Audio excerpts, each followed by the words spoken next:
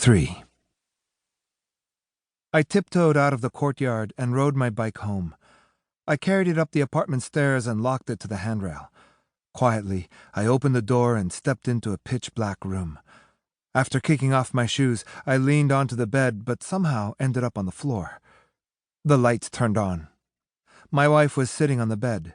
She must have kicked me off it. Her face was crimson red and her hair stood on ends. "Where did you go? I thought you had died. I called the school, the mining school, and even went to the police station. You were out drinking. Who were you with all night?" Though I knew how to lie, I never lied to my wife. To tell only truths to some people and to tell only lies to other people, that was one of my rules. So I began to mutter. I ran into little Bicycle Belle, had a couple of drinks. She screamed and did some backstroke-type moves under the bed cover. At that point, nothing I said would have mattered, so I went to wash my feet in the bathroom.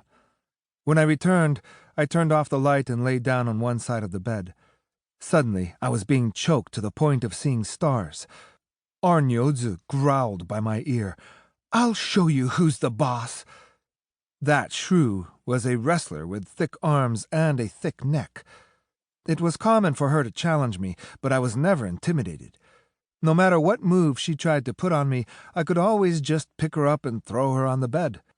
She was in the 47-kilogram weight class, and I was in the 90-kilogram weight class, which made a difference of over 40 kilograms.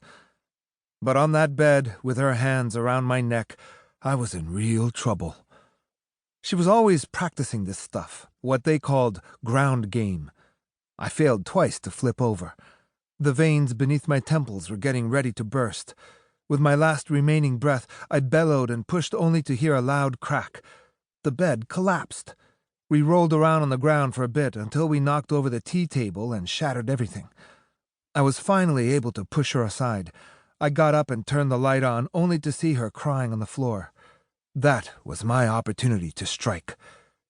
"It's 3 o'clock in the morning. Have you lost your mind? You feral zombie!" I spoke with such fervor that she was stunned for a moment.